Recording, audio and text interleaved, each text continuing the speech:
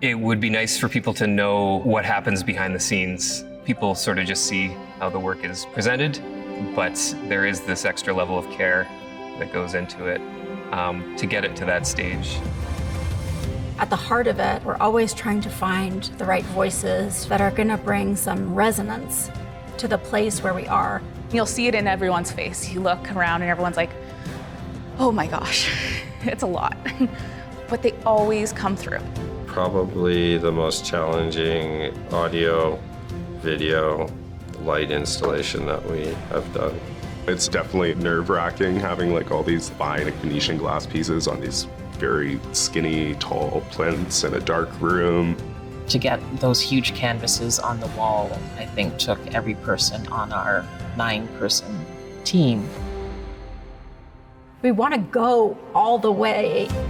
I've never felt like I was inside of the artwork, like inside the snow globe. You become like walking through someone's dream.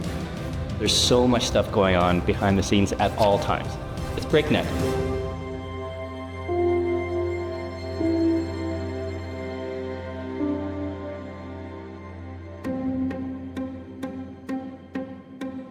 Every curator on the team spend all of their personal time, all of their travel time seeing art and visiting with artists and reading art magazines because it's not just a profession, it's kind of an obsession and a calling. Lo is an artist that interweaves art history with very personal experiences of the world to tell kind of wondrous, magical, and deeply embodied stories. And she's an artist who really makes my heart sing. As a child, you play, you imagine a game, you imagine growing a story together. So I think it's very much, we need to work together, to want to play together. But of course, there's a moment where it's a bit stressful, something doesn't work, and something works, and you need to find your ways around. But in general, the team's been absolutely a dream. There's another work in the show called 4 Sea Beauties, where you have to swim through layers and layers and layers of red curtains to emerge into a kind of womb with an infant, the central figure of the film, and a number of figures co-caring for this baby in a hot environment, in a watery environment. I mean, it's meant to transport you in a way back into a pre-verbal world, back into the womb. To achieve the atmosphere that Laura wanted, we needed the room to be body temperature. That was one of the main challenges of that installation, was to how are we going to heat this room in the controlled environment that we're in. We actually split the Picasso gallery in half and built this pretty intense wall that has vapor barrier and is insulated and everything, which we don't normally do because we're not working with different temperatures in the spaces. There's 8 space heaters in there running at all times. As if we went on a long walk and gathered elements of our past and collect them. And also there's a lot of little mobile, which are one piece of nature and one piece of human-made. So it's been growing into one another, the hybridity of this world between nature and us here. I did know that we were going to be creating this beehive with these handmade glass bees from Venice, and that they'd be worth a lot of money and very fragile. And it was a nerve-wracking task. The legs on the bees are like hairs. You set them down wrong, the legs will break off, kind of thing. And that was part of the unique thing about the show is that we were, at times making the artwork, there was no procedure for that. We had to figure that out and work through that. It's an unfortunately dark room to be moving those sorts of things around in. Some of the glassworks are really gorgeous. The projector mapping itself was like a really arduous process, just with how the artists chose to recreate this piece from what they had already done. It gave us some interesting things to come up against. There was quite a few moments where it was questionable if I thought we were gonna actually be able to pull it off. An interesting part of the way we had to work was Laura kind of lives in her own space and has her own timeline that she functions in. A bit higher. We were really forced to work within her space and her timeline, and didn't realize that till the end of the installation. Yeah, it was a new way of working for our team. It's hard not to look at an installation like that and see your own labor and have that be a part of your appreciation for the piece. I'm gonna tentacle myself away then. On the floor.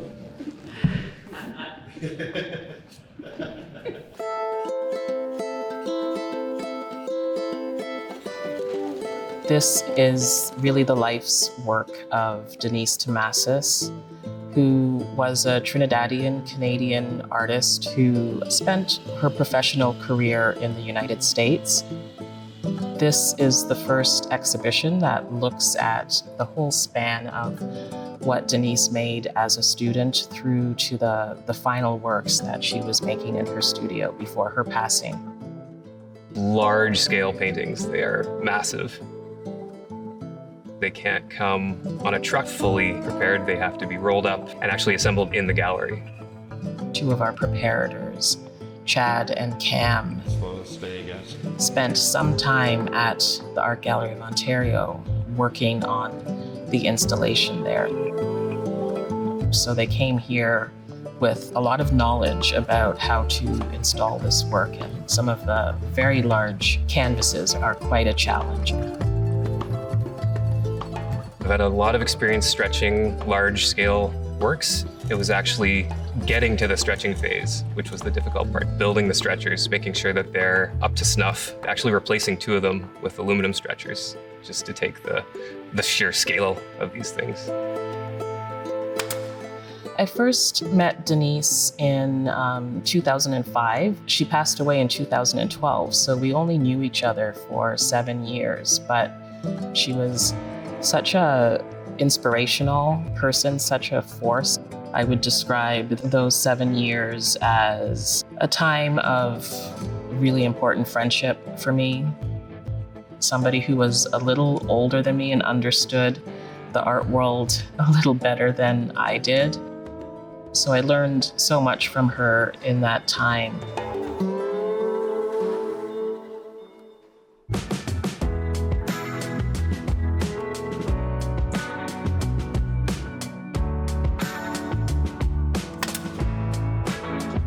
I've seen a lot of art, and personally, this artwork is very inspiring. She was putting forward such an insightful analysis of the state of race relations in America and the broader world. She really was before her time. Maybe we weren't ready to engage in that conversation fully in her lifetime, but I hope that we're ready to engage in it now.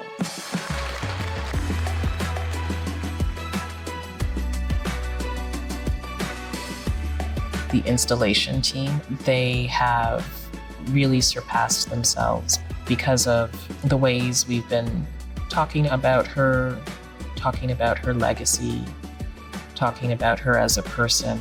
So the care is, on the one hand, professional care, but also a deep connection to the artist. With my job, we typically try to keep dirt, plants, bugs, pests out. So it's different putting a painting on a wall compared to a garden that you have to tend to every other day.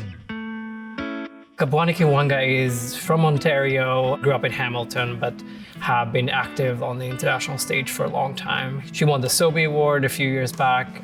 Well, what was exciting for us at Remai Modern was to partner with Mocha in Toronto to do her biggest show to date. So it's a sort of a career-spanning show. It's work from the past 10 years, but with the focus on making of new works that's made specially for the exhibit. think the first thing you'll see is a garden that's constantly evolving, constantly changing. It's an actual live garden that our team here and a team of horticulturalists are looking after.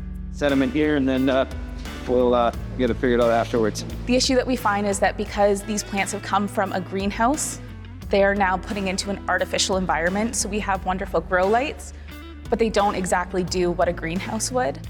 And it can be a shock to plants. So a lot of them haven't done as good as we hoped or thrived. So I am doing a little grow up at my desk. So I think that probably remediation started with my interest in plants and poison. So how different people in history had to use plants as poison in, I guess, allyship to, try to create their own freedom. So poisoning others who are oppressing them or making them violating them in different ways. And that kind of question of how a plant could be at one point medicine or toxic, poisonous, that balance was really interesting. But it's going to take a long time before water gets down and penetrates. There was a very large conference going on the day all the plants were delivered. There was mix-ups with the loading bay, who was using what. Luckily, we got trucks out that were unloading stairs at the time when all the plants arrived. The steel hoops with a sisal. So we have guys who are, at that moment, masks on because sisal, you don't want to breathe in those fibers. We have this team of landscapers coming up through the gallery nonstop with all these plants. Everything was coming together, but at a time where you're kind of looking around and you're like, wow, okay, this is going to be a lot. And so this is how they did it. Yeah, ours is, we got quite a bit more. A lot of people in Saskatchewan have strong connection to the land by having plants in the gallery. I think it makes a connection to people and their lived experience in a really interesting way. People tell me and kind of give me suggestions of, well, the artist should have done it like this instead, it should have been done like that. So it creates that kind of sense of a shared space already.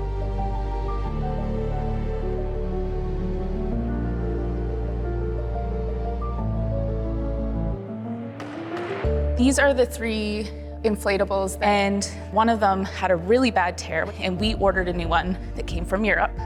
And it got here, and unfortunately, it did not look like the design that the artist had intended or the original. Decided, okay, no, let's put the original out. We might be getting a new one. We might not get a new one. This one might work out. There's a lot of mights in there. You wouldn't realize that there is, because banana leaves are banana leaves, right? But no, they're not. You can get fresh banana leaves, and get frozen banana leaves, and get whole banana leaves, and get parted banana leaves.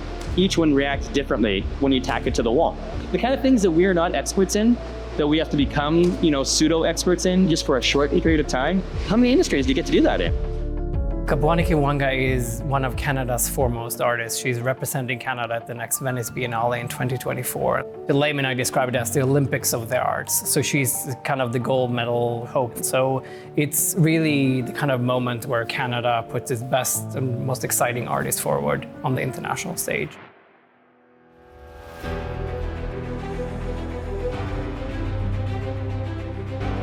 The install team that we have here is remarkable. Now getting to see other galleries, which are also great, but I take a lot of pride in how well our team does. We strive to make it as perfect as we possibly can, which is usually pretty good.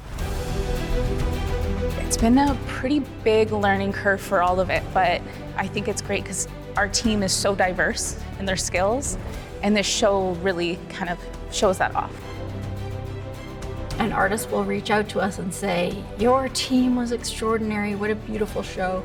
I can't think of a time when the building itself, but also the people who work here and the reception in the community haven't really touched an artist no matter where they're from. Not everyone is the best at everything. We have someone on the team who is. It's stressful and it's a lot to work up to, especially when you continually show how much your team can do, but then they keep coming through. We now have a really battle-hardened squadron that can put together almost anything. Artists come in from all over the world and go back out into the world and report on the incredible skill of the Remai Modern installation team. When you have that kind of reputation, you tend to just get better and better.